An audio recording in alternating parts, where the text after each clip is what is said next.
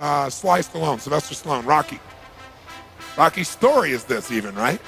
But Sly's is too. Sly's a good friend of mine. And when I first met him years ago, he's listening to my tapes and stuff, and he invited me over for dinner. We started talking. And I said, I've heard your story from other people, but I really love to hear it from the horse's mouth. I don't know how much is mythology, urban myth, and how much is true. So he told me his whole story. He said the essence of it, though, was he said he knew his whole life what he wanted to do since he was very, very young. He wanted to be in the movie business, period. I mean, not just TV, movies. And he said why was, for him, it was a chance to have people not only escape, but to inspire people. And by the way, that drive is what made most of his movies, inspire people to what they're capable of, to overcome unbelievable obstacles, because in his own life, he felt like he did that. When he was born, he was pulled out by the forceps. That's why he looked the way he did. That's why he talked the way he did. And he said, so I really want to do that. And he said, I knew why I wanted to do it, and I wasn't willing to settle for anything else. And he said, what happened was, I went out to try and get jobs, and it's not like I went, hey, Adrian, they went, you're a star. It didn't work out real well. They looked at me and said, hey, you're stupid looking, do something else. What is this talking like this? There's no place for you in that stuff. You're never going to be a star in the movies. You're insane. No one's going to want to listen to somebody who looks dopey and talks out of the side of their mouth, right? And he got no after no after no after no. He said, I was thrown out more than 1,500 times at agents' offices in New York. I said, there aren't 1,500 agents in New York. He said, I know. I've been to them 5, 6, 7, 8, 9 times. He said, I remember one guy went in there, and I got in there at 4 o'clock, and he wouldn't see me, so I stayed there, and I would not leave. And I stayed overnight. He came back the next morning. I was still sitting there. He said, that's how I got my first job. The guy said, fine, come in here. And he sat down, and he went through this, and he gave my first movie. I said, oh, really? I thought Rocky was your first movie. He said, no, this other movie. I'd never heard of it. I said, well, what character did you play? He said, well, I was in it for about 20 seconds. I was a thug that somebody beat up. He said, because they made me feel like, people hate your guts. You getting beat up, it'll be a good thing. And he did like 3 movies like that. Never got anything, kept going out, rejection. So finally he realized it wasn't working. So he changed his approach. He said, I was starving, by the way. He said, I couldn't pay for even to have heat in my apartment. My wife was screaming at me every day to go get a job. I said, well, why didn't you? He said, because I knew that if I got a job, he said, I'd get seduced back and I'd lose my hunger.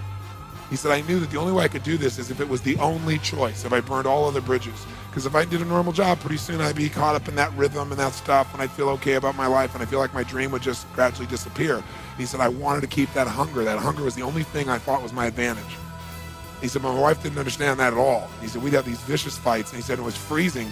So I was broke, we had no money, and he said, so I finally went to the public library one day because it was warm. He said, I didn't want to read anything. He says, I went in, New York Public Library. He said, I was hanging out there, and I sat down in this chair, and somebody left a book there.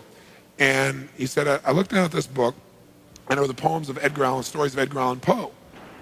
And he said, so I started reading it, and he said, I got totally into Edgar Allan Poe. And he said, I know everything about it. He goes on for another 20 minutes telling me about Edgar Allan Poe. He knows everything, how he died, what it was about, what really happened. And I said, well, what did Poe do for you? He said, Poe got me out of myself.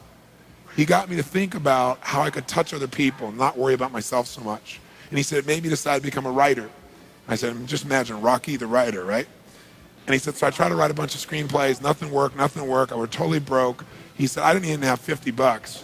And he said, and finally, he said, I sold a script. It was called Paradise Alley. He said, it's a movie I made many years later, but I sold it. And he said, I sold it for $100.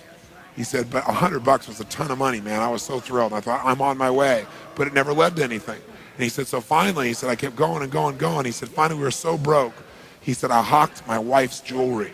He said, Tony, there's some things in life you should never do. He said, that was basically the end of our relationship. She hated my guts so much. He said, now we were so broke, we had nothing, no food, no money. And he said, the one thing I loved most in the world was my dog. He said, I love my dog because he gave me unconditional love, unlike my wife. And he said, so what happened was, though, we were so broke that to survive, I couldn't even feed my dog. So I went to a liquor store. He said, it was the lowest day of my life.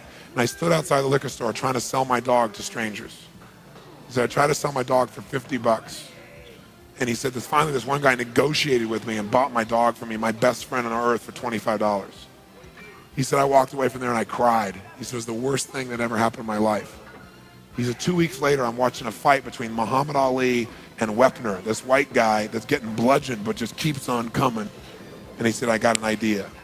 He said, as soon as the fight ended, I started writing. He said, I wrote for 20 straight hours. I did not sleep. I wrote the entire movie in 20 hours straight. Right then. Saw the fight, wrote the movie. Whole thing, done. He said, I was shaking at the end. I was so excited. He said, I really knew, man. I knew what I wanted.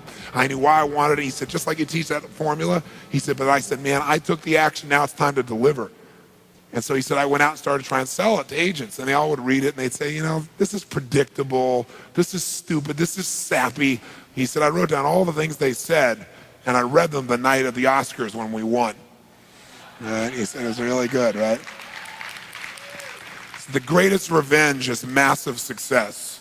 And he said, so what happened was, he said, I kept going, trying to sell it, nobody going, I'm broke, I'm starving. He said, finally, I meet these guys, they read it, and they believe in the script, and they love it. And they offer me $125,000 for my script. I said, oh my God, you must have been out of your mind. He said, I was. I said, just one thing though, guys, you got a deal based on one thing. And they said, what's that? He said, I got a star in it. They went, pfft. What are you talking about? You're a writer. I said, no, I'm an actor. I said, no, you're a writer. I said, no, I'm an actor. That is my story, and I'm Rocky. He said, I got to play it. You know, I got to be the head person. I got to be the starring role. And they said, there's no way. We're not going to pay you $125,000, take some no name and stick you in that and throw our money away. We need a star, you know? And they want to have Ryan O'Neal play Rocky, to give you a picture. Can you imagine? That's who they picked, right? And so he said, no way, Ryan O'Neal isn't Rocky, I'm Rocky. Went through this whole thing, right? They finally, they said, well, take it or leave it. He said, I left the room. I said, if that's what you believe, you don't get my script, and he left. Here's a man with no money, none, totally broke, offered $125,000 more money he'd seen in his lifetime, and he walked away because he knew his real what? Knew his real what? And why he wanted it, he was committed to it. So he said they called him a few weeks later, and they came and brought him back, and they offered him $250,000 not to star in his own movie. He turned it down, $250,000. They came back, their final offer was $325,000. They wanted this thing. He said, not without me, and they said no. They finally compromised, and they gave him $35,000 and points in the movie, because they said, if this is going to happen, then you're going to take the risk with us. And the bottom line is, we don't think it'll work, but at least we won't spend a bunch of money on you. And then they only spent $1 million to make Rocky, and it grossed $200 million at the time. I mean, it was done pretty well. But what's interesting about this is, I said, what'd you do? I mean, even $35,000, it's not $250,000. That's a lot of money when you don't have 25 bucks. I said, what's the first thing you did? I figured you went out and partied or something. He said, I went to that liquor store for 3 straight days and hoped that the man who had my dog frequented the store. He said, because I want to buy back my dog. I thought that was so cool, right? That was really cool. I said, what happened? He said, third day I was there, this guy walks by, and I see him, and I can't believe it, and there's my dog. And I looked at him, and I said, sir, remember me? And he said, it had been about a month and a half by the time this had all come about. And he said, remember me? You know, I'm the guy that sold you the dog. And I goes, yeah, I love the dog. He said, look, he said, I was so broke, I was starving. He's my best friend. I'm sure you love him too, but I got to have him black. Please, I beg of you. He said, I'll pay you $100 for the dog. I know you paid me $25, but I'll give you $100. And the man said, absolutely not, no way. It's my dog now. You can't buy him back, right? And Sly said, you know, Tony, you know how you say know your outcome? I said, yeah. He said, I knew it. And he said, I kept changing my approach. So I went, $500 for the dog. The guy said, absolutely no way.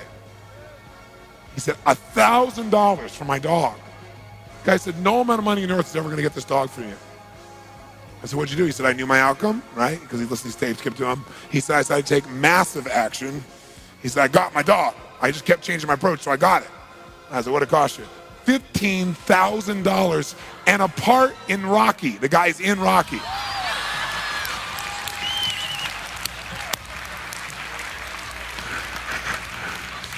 You know that dog in Rocky, Butt Kiss? That's Sly's real dog, right? That's the dog. He bought him back. So he put his dog in the movie, and he put the guy in the movie and paid $15,000 when he had $35,000. Isn't that pretty cool? Pretty awesome.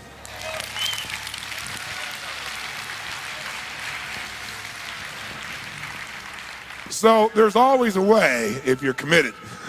Just got to keep changing your approach.